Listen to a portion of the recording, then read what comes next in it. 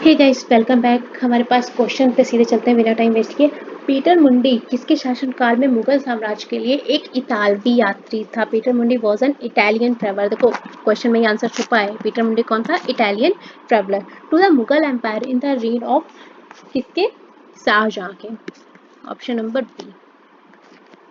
ठीक है, हमें मिल गया आंसर। चलो नेक्स्ट क्वेश्चन पे चलते हैं। देखो यहाँ से क्वेश्चन अलग भी बना सकता है। पीटर मुंडी कौन था? तो भैया इटालियन था। ठीक है, चलो नेक्स्ट। कनिष्क ने एक युग शुरू किया था जिसे किस नाम से जाना जाता है? ये मैंने क्वेश्चन शॉर्ट में करवाया हुआ, जिसने शॉर्ट देखा होगा उसको पता होगा। Kanishka started an era known at Shaka Yuga. इसमें ज़्यादा क्वेश्चन नहीं बनते हैं, इसमें ये सिंगल सिंगल क्वेश्चन बनते हैं, इसलिए मैंने आपको करा दिया। ठीक है, चलो नेक्स्ट। निम्नलिखित में से कौन विटामिन बी कॉम्प्लेक्स समूह से संबंधित नहीं है? एक बात बताऊं, विटामिन बहुत ज़्यादा इम्पॉर्टेंट टॉपिक है। ये बहुत ही इम्पॉर्टेंट टॉपिक है और आपको एक क्वेश्चन मिल जाता है। विटामिन मैंने आपको करवा दिया है किस सेशन में, मुझे याद नहीं है अभी। बेटा मिनट मैं बताती हूँ आपको, अगर आपको देखना है तो। सेशन लॉन्ग ही हो गया था वो, मैंने जिसमें करवाया था। I hope, wait a minute, क्योंकि मैं यहाँ वापस नहीं कराऊंगी। वापस कराने का यही है कि उतना टाइम बढ़ जाएगा। चलिए ठीक है, अभी तो मुझे नहीं मिल रहा, बट मैं आपको बताऊंगी किस सेशन में करा था। मैं आपको कल की वीडियो में मेंशन कर दूंगी। ठीक है, क्योंकि विटामिन मैंने सारे सब पूरा नेम के साथ अच्छे से करवा दिए थे, लिखा भी दिए थे और करवा भी दिए थे, तो वापस तो कराने का टाइम नहीं है उतना। चलो कोई बात नहीं, अपना टाइम नहीं वेस्ट करते हैं, मैं आपको बताती हूँ किस वीडियो में मैंने करवाया। ठीक है, चलो नेक्स्ट क्वेश्चन।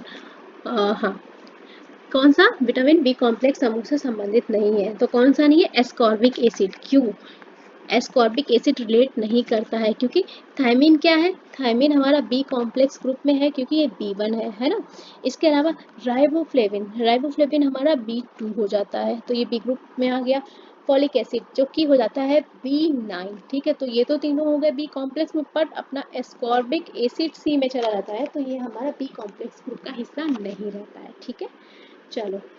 निम्न में से किस प्रकार के कोयले में वाष्पशील पदार्थ का अनुपात सबसे कम होता है? ये क्वेश्चन पता है अलग अलग तरह से बनता है, जिसमें ऐसे पूछता है या तो कार्बन की मात्रा ज्यादा होगी या वाष्पशील पदार्थ कम या ज्यादा होगा। ये दोनों ही चीजें अलग है कि किसमें कार्बन ज्यादा या किसमें वाष्पशील पदार्थ ज्यादा। ठीक है, ये अलग अलग क्वेश्चन है, तो मिक्स मत कर देना। कीवर्ड पकड़ो क्या पूछ रहा है, या तो वॉलेटाइल मैटर पूछेगा या क्वांटिटी ऑफ कार्बन पूछेगा। ठीक है, तो ये दोनों अलग क्वेश्चन है, कंफ्यूज नहीं होना, बहुत गलत होते हैं बच्चों से क्वेश्चन।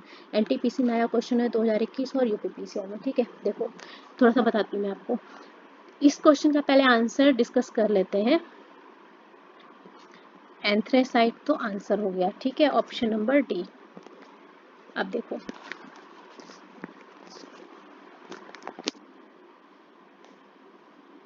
एंथ्रेसाइट में क्या होता है, यहाँ पे मैं डिस्कस कर लेती हूँ कि क्वेश्चन बनता है, कंफ्यूज नहीं हो जाना। इसमें कार्बन सबसे ज्यादा होता है। ठीक है,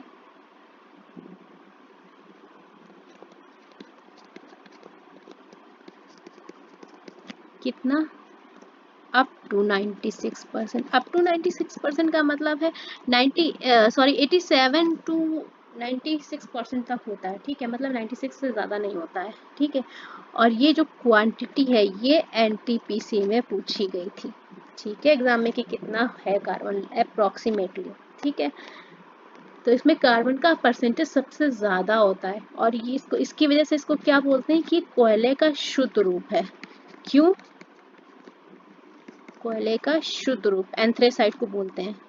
क्यों? क्योंकि इसमें कार्बन का परसेंटेज सबसे ज्यादा होता है। ठीक है, कार्बन की सबसे कम परसेंट किसमें होती है? वो होती है लिग्नाइट में। यहाँ पे मैं मेंशन कर देती हूँ, कार्बन की सबसे कम परसेंटेज होती है, और कितनी होती है? 25 to 35%। ठीक है, तो ध्यान रखना लिग्नाइट और एंथ्रेसाइट में, ठीक है। लिग्नाइट हमारा कार्बन की सबसे कम परसेंट होती है, ठीक है। अच्छा, ये तो हो गया lowest proportion of volatile matter, ठीक है। अब एक क्वेश्चन यहाँ से और देखो, highest proportion of volatile matter, मैं यहाँ बता देती हूँ।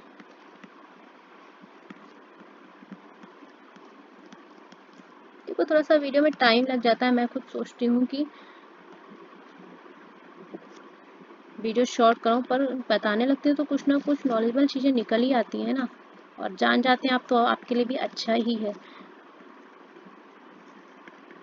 यानी सबसे अधिक वाष्पशील पदार्थ का अनुपात तो वो होता है पीठ में, ठीक है। ध्यान रखना कि हिंदी में भी मेंशन कर दूँ ना, नहीं तो गड़बड़ करोगे।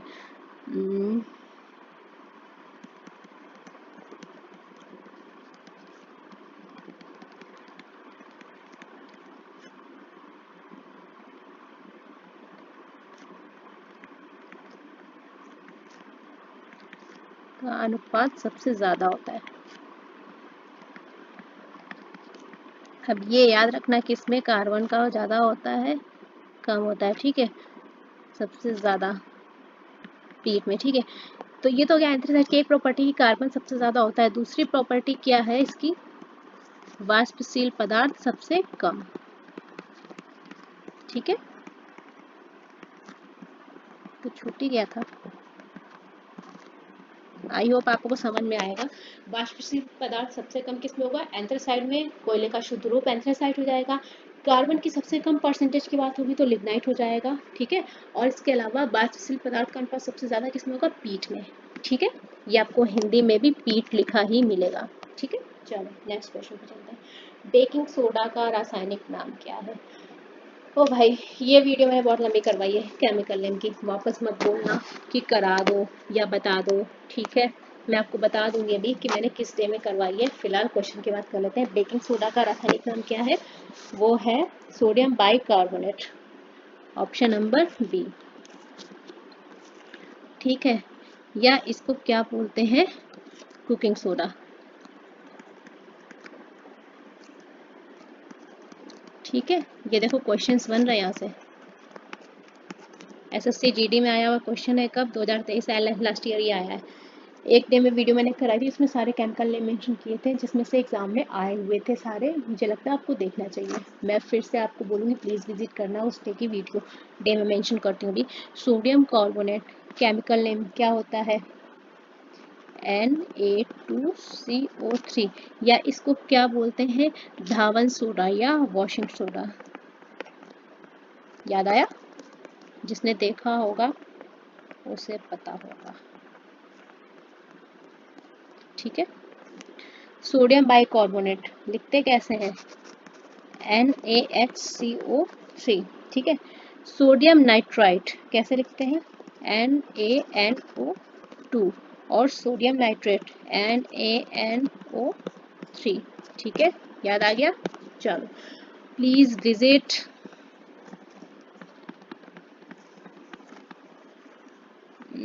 किस डे में करवाया था, आई थिंक मेरे डे था 147